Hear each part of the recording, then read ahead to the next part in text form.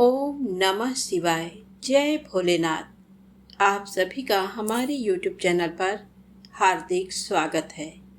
आज वैशाख मास का सोमवार है, तो आइए जाने सोमवार के दिन भगवान शिव की पूजा विधि, व्रत महत्व और पौराणिक कथा के बारे में। तो प्रेम से बोलें शंकर भगवान की जय हो। सोमवार का दिन भगवान शिव को समर्पित है। ऐसे में कहा जाता है कि अगर सोमवार को भगवान शिव की सच्चे मन से पूजा की जाए तो सारे कष्टों से मुक्ति मिलती है और सभी मनोकामना पूरी होती है। भगवान शिव सदा अपने भक्तों पर कृपा बरसाते हैं। भगवान विष्णु का अति प्रिय वैशाख माह भगवान शिव की पूजा के लिए भी विशेष माना गया है। माना जाता है कि इस महीने में भगवान शिव की पूजा करने से वह जल्द खुश होकर अपने भक्तों को मनचाहा वर देते हैं।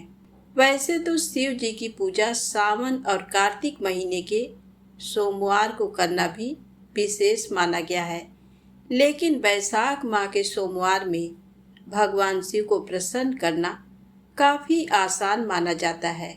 इस माह में भगवान शिव के ऊपर जलधारा की स्थापना करके उन्हें प्रसन्न किया जा सकता है। इसके साथ ही विशेष तरह की परेशानियों में भी इस माह में अलग अलग पूजन विधि की मदद से छुटकारा पाया जा सकता है। कहते हैं कि विवाह परेशानियों से छुटकारा पाने के लिए वैशाख माह के सोमवार को जल में केसर मिलाकर शिवलिंग पर चढ़ाना चाहिए। माना जाता है कि ऐसा करने से विवाह में आ रही परेशानियों के अलावा शादीशुदा जिंदगी से जुड़ी समस्याएं खत्म होती हैं। मान्यता है कि इस माह के सोमवार को किसी सुहागन को साड़ी, चूड़ियां, कुमकुम आदि सुहाग का सामान देना अत्यंत शुभ होता है। कहते हैं कि ऐसा करने से भी वैवाहिक जीवन की समस्याएं दूर होती हैं। समस्याओं से मुक्ति पाने के लिए वैशाख माह में ब्रह्मांड के प्रतीक शिवलिंग पर पानी का कलश या घड़ा स्थापित करना चाहिए। ऐसा करने से जिस तरह घड़े से बूंद बूंद पानी शिवलिंग पर गिरता है, उस हर बूंद के साथ जीवन की समस्याएं भी पानी की तरह बहकर दूर होती जाती हैं।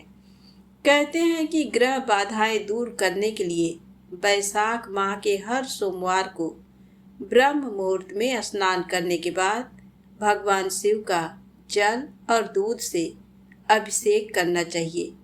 ऐसा करने से सुख और समृद्धि की भी प्राप्ति होती है। मान्यता है कि शारीरिक परेशानियों से छुटकारा पाने के लिए भगवान शिव का वैशाख माह में जलाभिषेक, दुग्धाभिषेक करने के साथ साथ उन्हें आग, धतूरा और बेलपत्र आदि अर्पित करना चाहिए। साथ ही चंदन भी चढ़ाएं। इसके अलावा भगवान शिव को मौसमी फलों का भोग अर्पित करें। माना जाता है कि इस माह में घड़ा, सत्तू, तरबूज दान करने से शारीरिक परेशानियों से छुटकारा मिलता है। सफलता पाने के लिए हर रोज घर के मंदिर में स्थापित छोटे से शिवलिंग की पूजा करें। ये पूजा आप वैशाख के सोमवार से शुरू कर सकते हैं। माना जाता है कि ऐसा करने से सफलता मिलने के साथ ही घर की दरिद्रता भी दूर होती है और लक्ष्मी जी की कृपा बनी रहती है। इसके अलावा वैशाख के सोमवार से नियमित रूप से आंकड़े के फूलों की माला बनाकर शिवलिंग पर चढ़ाने से सभी मनोकामनाएं पूरी होती हैं। वहीं बेलपत्र पर चंदन से ओम नमः शिवाय या जय श्री राम लिखें। इसके बाद इन पत्तों की माला बनाकर शिवलिंग पर चढ़ाएं। माना जाता है इससे हर काम सिद्ध हो जाते हैं। इसके अलावा जल चढ़ाते समय शिवलिंग को हथेलियों से रगड़ना चाहिए। माना जाता है कि इस उपाय से किसी की भी किस्मत बदल सकती है। तो प्रेम से बोलें शंकर भगवान की जय हो। अब आइए सुने सोमवार व्रत की पौराणिक कथाएं। बहुत समय पहले वास्कल नामक गांव में बिंदुक नाम का एक ब्राह्मण रहता था। वह अधर्मी, दुरात्मा एवं महापापी था। उसकी स्त्री बहुत सुंदर थी। उसका नाम चंचुला था। वह सदा उत्तम धर्म का पालन करती थी, परंतु बिंदुक वेश्यागामी था। इस तरह कुकर्म करते हुए बहुत समय व्यतीत हो गया। उसकी स्त्री काम से पीड़ित होने पर भी, स्वधर्म नाश के भय से क्लेश सहकर भी काफी समय तक धर्म भ्रष्ट नहीं हुई, परंतु आगे चलकर वह भी अपने दुराचारी पति के आचरण से प्रभावित होकर दुराचारिणी और अपने धर्म से विमुख हो गई। इस तरह दुराचार में डूबे हुए उन पति पत्नी का बहुत सा समय व्यर्थ बीत गया। वेश्यागामी, दूषित बुद्धि वाला वह दुष्ट ब्राह्मण बिंदुक समयानुसार मृत्यु को प्राप्त हो नरक में चला गया। बहुत दिनों तक नरक के दुखों को भोग कर वह मूढ़ बुद्धि पापी विंध्य पर्वत पर भयंकर पिशाच हुआ।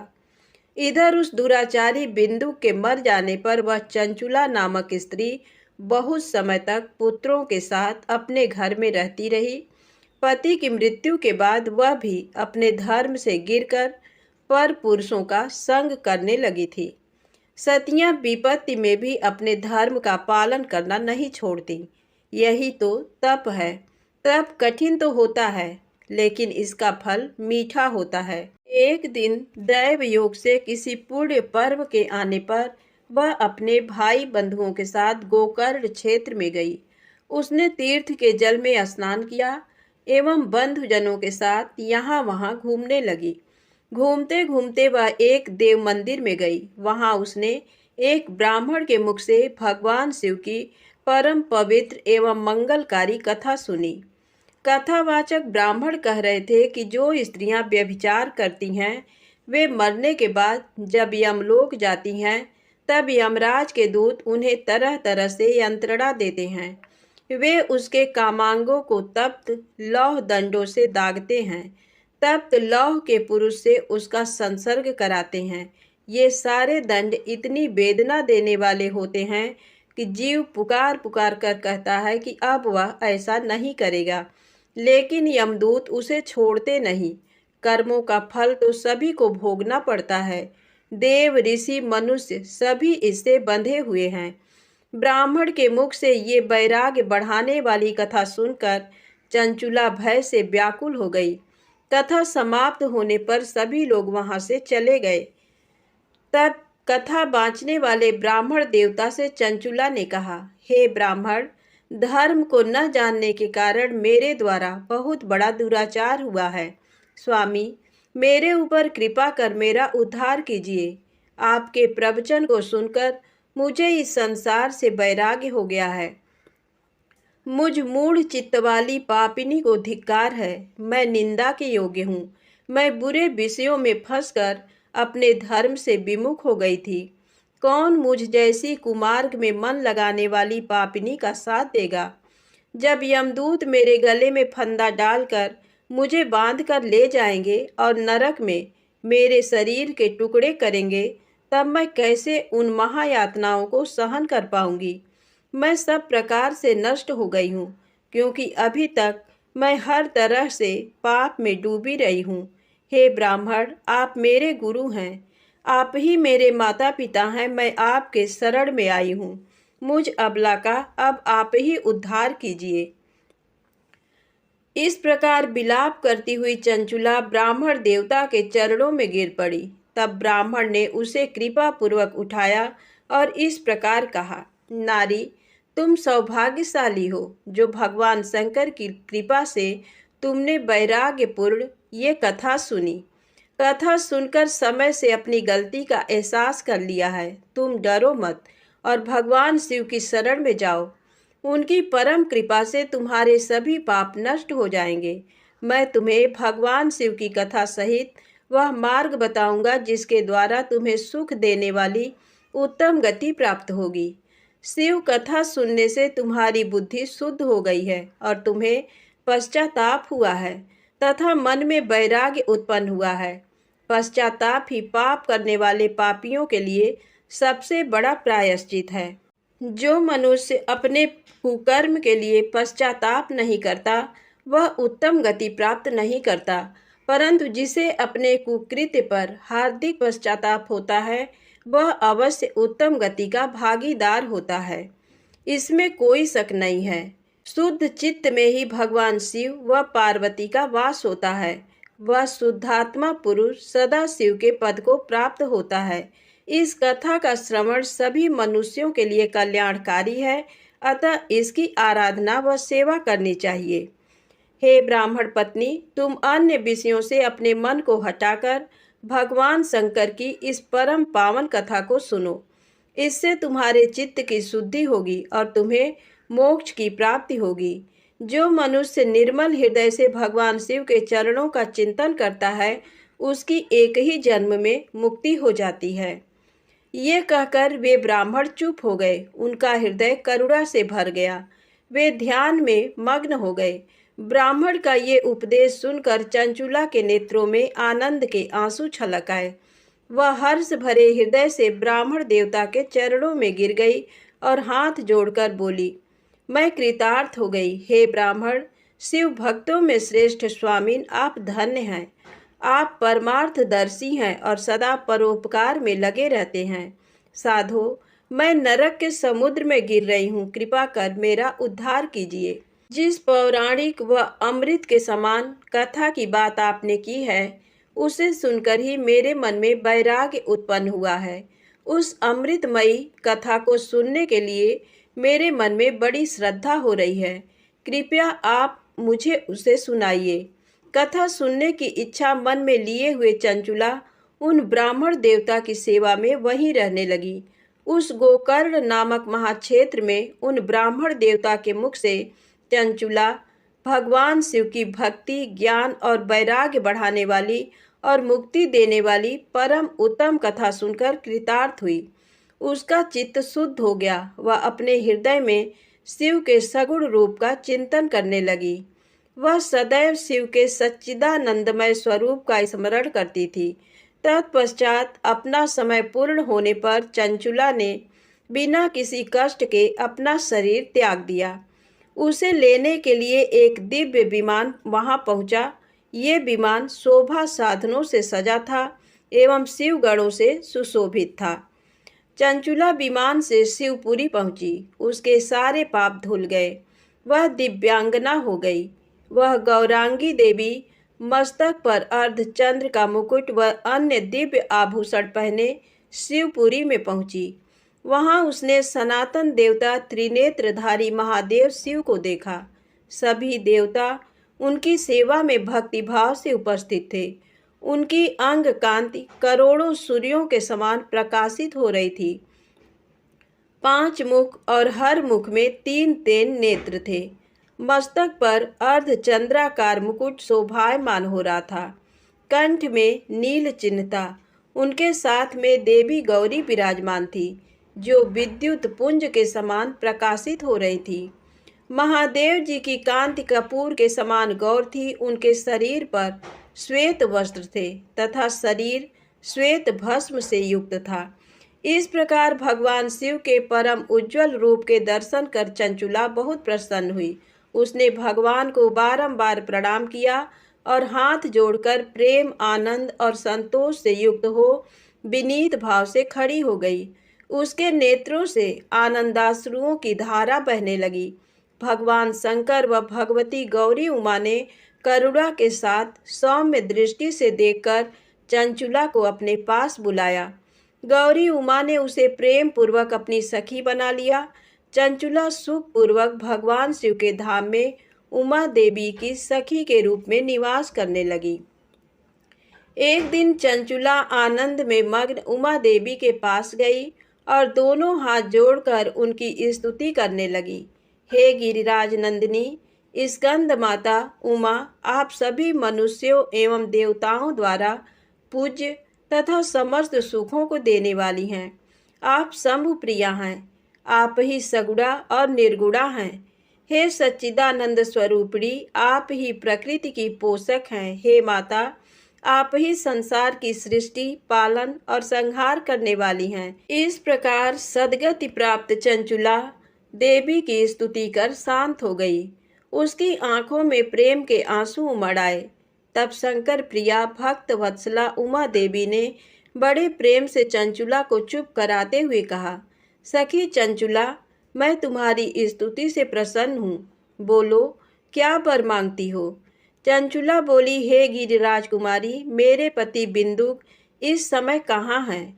उनकी स्थिति कैसी है, मुझे बताइए और कुछ उपाय कीजिए ताकि हम फिर से मिल सकें।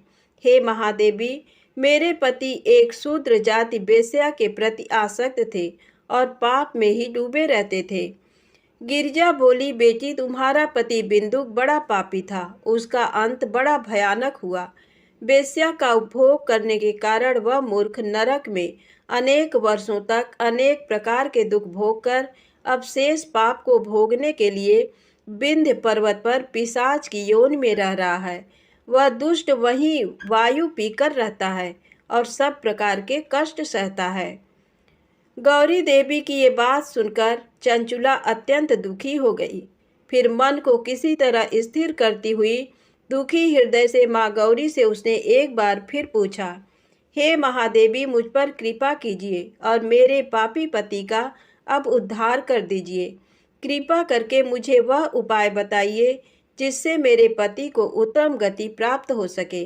गौरी देवी ने कहा, यदि तुम्हारा पति भगवान शिव की पुण्यमयी उत्तम कथा सुने तो वह इस दुर्गति को पार करके उत्तम गति का भागी हो सकता है। अमृत के समान मधुर गौरी देवी का ये वचन सुनकर चंचुला ने दोनों हाथ जोड़कर मस्तक झुकाकर उन्हें बारंबार प्रणाम किया तथा प्रार्थना की कि मेरे पति को भगवान शिव की कथा सुनाने की व्यवस्था कीजिए। ब्राह्मण पत्नी चंचुला के बार बार प्रार्थना करने पर शिव प्रिया गौरी देवी ने भगवान शिव की महिमा का गान करने वाले गंधर्वराज तुम्बुरु को बुलाकर कहा, तुम्बुरो, तुम्हारी भगवान शिव में प्रीति है। तुम मेरे मन की सभी बातें जानकर मेरे कार्यों को सिद्ध करते हो।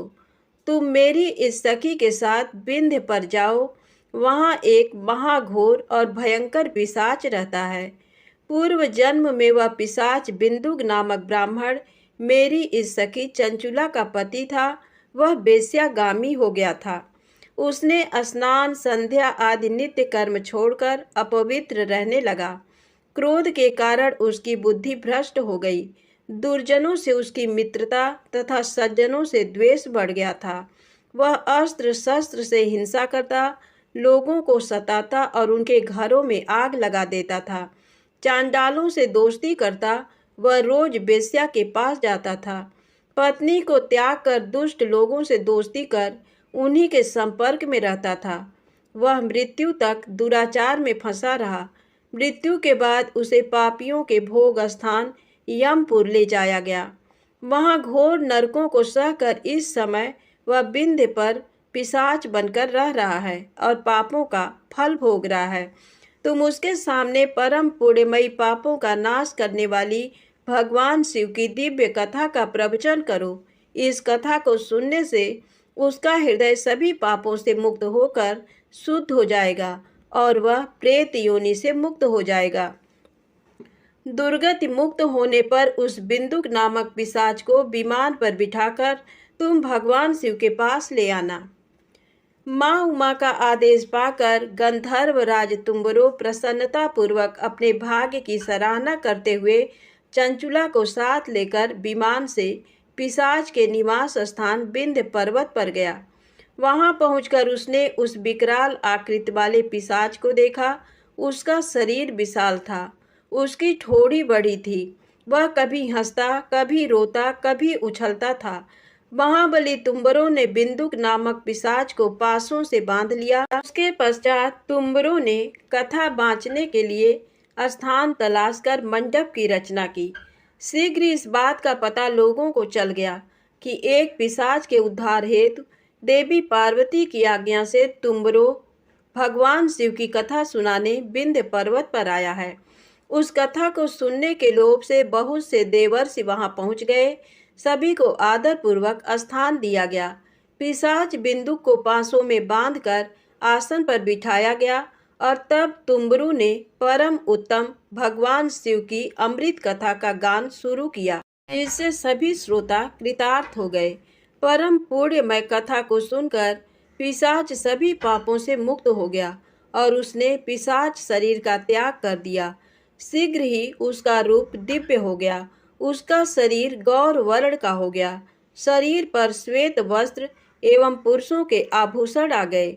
इस प्रकार दिव्य देहधारी होकर बिंदुक अपनी पत्नी चंचुला के साथ स्वयं भी भगवान शिव का गुणगान करने लगा। उसे इस दिव्य रूप में देखकर सभी को बहुत आश्चर्य हुआ। उसका मन परम आनंद से परिपूर्ण हो गया। सभी भगवान महेश्वर के अद्भुत चरित्र को सुनकर कृतार्थ हो उसका यशोगान करते हुए अपने अपने धाम को चले गए। बिंदुक अपनी पत्नी चंचुला के साथ विमान में बैठकर शिवपुरी की ओर चल दिया। महेश्वर के गुणों का गान करता हुआ बिंदुक अपनी पत्नी चंचुला व तुम्बरू के साथ शीघ्र ही शिवधाम पहुंच गया। भगवान शिव व देवी पार्वती ने उसे अपना पार्षद बना लिया। दोनों पति पत्नी सुखपूर्वक भगवान महेश्वर एवं देवी गौरी के श्री चरणों में अविचल निवास पाकर धन्य हो गए। प्रेम से बोले शंकर भगवान की जय हो। अब आइए सुने सोमवार व्रत की दूसरी पौराणिक कथा। एक समय की बात है, किसी नगर में एक साहूकार रहता था। उसके घर में धन की कोई कमी नहीं थी, लेकिन उसकी कोई संतान नहीं थी। इस कारण वह बहुत दुखी था। पुत्र प्राप्ति के लिए वह प्रत्येक सोमवार व्रत रखता था और पूरी श्रद्धा के साथ शिव मंदिर जाकर भगवान शिव और पार्वती जी की पूजा करता था। उसकी भक्ति देखकर एक दिन माँ पार्वती प्रसन्न हो गई और भगवान शिव से उस साहूकार की मनोकामना पूर्ण करने का आग्रह किया। पार्वती जी की इच्छा सुनकर भगवान शिव ने कहा कि हे पार्वती, इस संसार में हर प्राणी को उसके कर्मों का फल मिलता है और जिसके भाग्य में जो हो उसे भोगना ही पड़ता है। लेकिन पार्वती जी ने साहूकार की भक्ति का मान रखने के लिए उसकी मनोकामना पूर्ण करने की इच्छा जताई। माता पार्वती के आग्रह पर शिव जी ने साहूकार को पुत्र प्राप्ति का वरदान तो दिया, लेकिन साथ ही ये भी कहा कि उसके बालक की आयु केवल 12 वर्ष होगी। माता पार्वती और भगवान शिव की बातचीत को साहूकार सुन रहा था। उसे ना तो इस बात की खुशी थी और ना ही दुख। वह पहले की भांति शिव जी की पूजा करता रहा। कुछ समय के बाद साहूकार के घर एक पुत्र का जन्म हुआ। जब वो बालक 11 वर्ष का हुआ तो उसे पढ़ने के लिए काशी भेज दिया गया।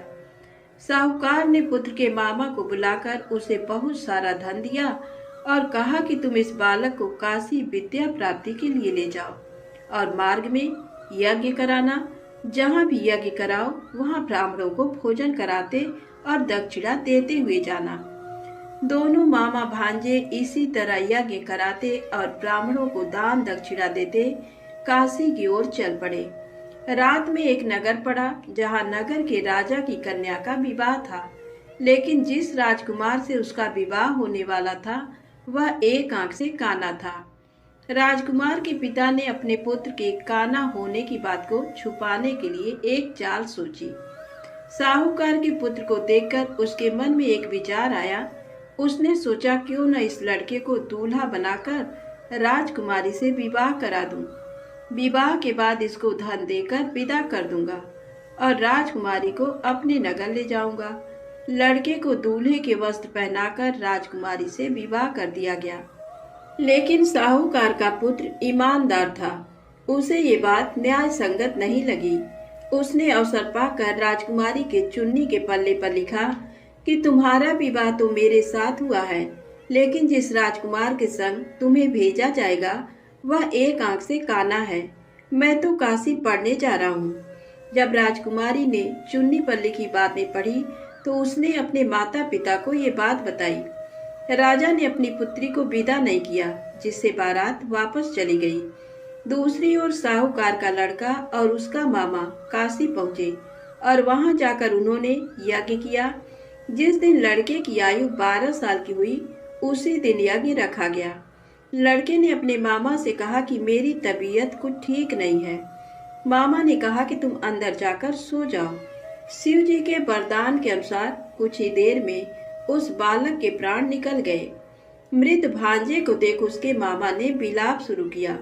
संयोगवश उसी समय शिव जी और माता पार्वती उधर से जा रहे थे। पार्वती ने भगवान से कहा, स्वामी, मुझे इसके रोने के स्वर सहन नहीं हो रहा है। आप इस व्यक्ति के कष्ट को अवश्य दूर करें। जब शिव जी मृत बालक के समीप गए तो वह बोले कि ये उसी साहूकार का पुत्र है जिसे मैंने 12 वर्ष की आयु का वरदान दिया। अब इसकी आयु पूरी हो चुकी है। लेकिन मातृभाव से विभोर माता पार्वती ने कहा कि हे महादेव, आप इस बालक को और आयु देने की कृपा करें, अन्यथा इसके वियोग में इसके माता पिता भी तड़प तड़प कर मर जाएंगे। माता पार्वती के आग्रह पर भगवान शिव ने उस लड़के को जीवित होने का वरदान दिया। शिव जी की कृपा से वह लड़का जीवित हो गया। शिक्षा समाप्त करके लड़का मामा के साथ अपने नगर की ओर चल दिया। दोनों चलते हुए उसी नगर में पहुंचे जहां उसका विवाह हुआ था। उस नगर में भी उन्होंने यज्ञ का आयोजन किया। उस लड़के के ससुर ने उसे पहचान लिया और महल में ले जाकर उसकी खातिरदारी की और अपनी पुत्री को विदा किया। इधर साहूकार और उसकी पत्नी भूखे प्यासे रहकर बेटे की प्रतीक्षा कर रहे थे। उन्होंने प्रण कर रखा था कि यदि उन्हें अपने बेटे की मृत्यु का समाचार मिला तो वह भी प्राण त्याग देंगे, परंतु अपने बेटे के जीवित होने का समाचार पाकर वह बेहद प्रसन्न हुए। उसी रात भगवान शिव ने व्यापारी के स्वप्न में आकर कहा, हे श्रेष्ठी, मैंने तेरे सोमवार के व्रत करने और व्रत कथा सुनने से प्रसन्न होकर तेरे पुत्र को लंबी आयु प्रदान की है। इसी प्रकार जो कोई सोमवार व्रत करता है या कथा सुनता और पढ़ता है, उसके सभी दुख दूर होते हैं और समस्त मनोकामनाएं पूर्ण होती हैं। प्रेम से बोले शंकर भगवान की जय हो। अब आइए सुने भगवान शिव की दूसरी कथा, बैजू के भोले बाबा बैजनाथ। बैजू निहायत ही सीधा और सरल इंसान सवेरे शाम जानवर चराता और बाकी का समय मंदिर की साफ सफाई में। एक बार पुजारी बाबा 2 महीने के लिए तीर्थ पे जा रहे थे। बैजू को बुलाया और कहा, बैजू, मंदिर की सारी जिम्मेदारी तुम्हारे ऊपर है और एक बार भोलेनाथ को भोग लगाए बिना खुद भोजन मत ग्रहण करना। बैजू दूसरे दिन नहा धो के जैसे तैसे बन पड़ा। भोजन तैयार कर भोलेनाथ के सामने थाली लेके हाजिर। बाबा, भोजन कर लो। बाबा टस से मस नहीं। सवेरे से शाम हो गई, ना बाबा ने भोजन ग्रहण किया और ना ही बैजू ने। 2-3 दिन यही सिलसिला चला। चौथे दिन बैजू का धीरज टूट गया। पास पड़ी लाठी उठाई और जकड़ दिया शिवलिंग पे। तत्काल भोलेनाथ हाजिर, पीठ मलते हुए। बोलो बैजू, क्या बात है? बैजू बोला, 4 दिन से तुम्हारे चक्कर में बिना कुछ खाए पिए गुहार लगाए रहे हैं, सुनाई नहीं पड़ा और लाठी जकड़ा नहीं के हाजिर। चलो भोजन करो तो हमहु कुछ खाई। बेचारे भोलेनाथ पीठ मलते चुपचाप आनंद के अतिरेक में डूबे, कच्चा पक्का जैसा भी था खाने लगे। अब बैजू बोला, बाबा, बड़ा कस के लगा है, रुको तुम भोजन करो। कहते हुए बैजू अंदर जाके चंदन लेकर आया, भोलेनाथ के पीठ पे लगाने लगा। भोजन के बाद भोलेनाथ चलने लगे तो बैजू बोला, कल शाम से आ जाइयो, ठीक है ना? बाबा ने कहा, हाँ हाँ बैजू, कल टाइम से आ जाएंगे। अगले दिन भोलेनाथ माता पार्वती के साथ विराजमान। बैजू बोला, बाबा, ये कौन है आपके साथ? तब बाबा ने कहा, तुम्हारी अम्मा है, माता अन्नपूर्णा। बैजू ने कहा, आओ आओ अम्मा। तुरंत बेचारा भाग के दरी ले आया, बिछाया, अंदर से 2 थाली में भोजन लेके हाजिर। बाबा ने पूछा, बैजू, तुम्हारे लिए भोजन बचा है ना? बैजू क्या बताता, बोला, हाँ बाबा, चिंता ना करो, बहुत है। आनंद में डूबे अश्रुपूरित नेत्रों से भोजन खत्म किया। तीसरे दिन फिर माता पार्वती के साथ विराजमान, वो भी समय से पहले। बैजू हकबकाया, बाबा आज इतनी जल्दी? माता पार्वती मुस्कुराई, बोली बैजू आज खाना मैं बनाऊंगी। लाख मना करने के बावजूद बैजू की एक ना चली। माता पार्वती ने भोजन तैयार किया और 3 थाली में सजा के ले आई। भोजन शुरू। बैजू ने तो जिंदगी में ऐसा स्वादिष्ट भोजन किया न था, लेकिन भगवान शिव वही भाव व प्रेम के भूखे भोलेनाथ ने पार्वती मैया से कहा, शिवा। माता ने कहा, हाँ स्वामी, आज भोजन में आनंद नहीं आ रहा है। माता की आंखों से आंसू निकल रहे थे। सच स्वामी, ना वो स्वाद है ना वो रस। धन्य है माता अन्नपूर्णा, जिनके नाम मात्र से भोजन में मिठास बढ़ जाए। उनको खुद का बनाया भोजन बेस्वाद लग रहा था। 2 महीनों का भोग सामग्री और कहाँ 3 आदमी का भोजन। बेचारे बैजू को अपने जानवर तक बेच देने पड़े। किन्हीं कारणवश पुजारी बाबा बजाय 2 महीनों के 1 महीने के अंदर ही तीर्थ से वापस आ गए। पुजारी बाबा ने बैजू को बुलाया और कहा, बैजू भोलेनाथ को समय से भोग लगाता था ना? बैजू ने कहा, हाँ पुजारी बाबा, पर बाबा तुम तो कहत रहे हो कि वो अकेले आएंगे, पर वो तो माता अन्नपूर्णा के साथे आवत रहें और दोनों जने कस के भोजनों करत रहें। हमका आपन जानवर तक बेचे के पड़ा। पुजारी बाबा अपलक बैजू को निहार रहे थे। जानते थे कि ये झूठ बोल नहीं सकता, तो क्या भोलेनाथ माता पार्वती के साथ आते थे? तब बाबा ने कहा, बैजू आज तुम फिर भोग लगाओ, देखें कौन कौन आता है। बैजू बेचारा समय से भोजन लेके हाजिर। बुलाना शुरू। काहे को भोलेनाथ आए? बुलाते बुलाते थक गया, पर ना भोलेनाथ को आना था ना वो आए। बाबा बाबा, लाठी ना उठाऊंगा, चाहे तुम आओ या न आओ, लाठी ना उठाऊंगा बाबा, लाठी ना उठाऊंगा। बस शिवलिंग पकड़ के रोए जा रहा था और यही बोल रहा था, बाबा लाठी ना उठाऊंगा। तभी अचानक आवाज आई, बैजू आंखें खोलो बैजू, हम आ गए, आंखें खोलो बैजू। सामने ही माता पार्वती और भोलेनाथ विराजमान थे। लिपट गया चरणों में, माँ बाबा, जो आज तुम न आते तो जान दे देता मैं अपनी। भोलेनाथ ने बैजू को हृदय से लगाया। बोले, बैजू बेमोल बिक गया तेरे हाथों में। सुन, आज से मुझसे पहले लोग तेरा नाम लेंगे, फिर मेरा। आगे बैजू, पीछे नाथ, बैजनाथ। तो प्रेम से बोले, बाबा बैजनाथ जी की जय हो। भगवान शिव माता पार्वती की तीसरी कहानी। एक बार माता पार्वती ने भगवान शिव से कहा कि प्रभु, मैंने पृथ्वी पर देखा है कि जो व्यक्ति पहले से ही अपने प्रारब्ध से दुखी है, आप उसे और ज्यादा दुख प्रदान करते हैं, और जो सुख में है आप उसे दुख नहीं देते हैं। भगवान ने इस बात को समझाने के लिए माता पार्वती को धरती पर चलने के लिए कहा और दोनों ने इंसानी रूप में पति पत्नी का रूप लिया और एक गांव के पास डेरा जमाया। शाम के समय भगवान ने माता पार्वती से कहा कि हम मनुष्य रूप में यहाँ आए हैं, इसलिए यहाँ के नियमों का पालन करते हुए हमें यहाँ भोजन करना होगा। इसलिए मैं भोजन की सामग्री की व्यवस्था करता हूँ, तब तक तुम भोजन बनाओ। जब भगवान के जाते ही माता पार्वती रसोई में चूल्हे को बनाने के लिए बाहर से ईंटें लेने गई और गांव में कुछ जर्जर हो चुके मकानों से ईंटें लाकर चूल्हा तैयार कर दिया। चूल्हा तैयार होते ही भगवान वहां पर बिना कुछ लाए ही प्रकट हो गए। माता पार्वती ने उनसे कहा, आप तो कुछ लेकर नहीं आए, भोजन कैसे बनेगा? भगवान बोले, पार्वती अब तुम्हें इसकी जरूरत नहीं पड़ेगी। भगवान ने माता पार्वती से पूछा कि तुम चूल्हा बनाने के लिए इन ईंटों को कहाँ से लेकर आई?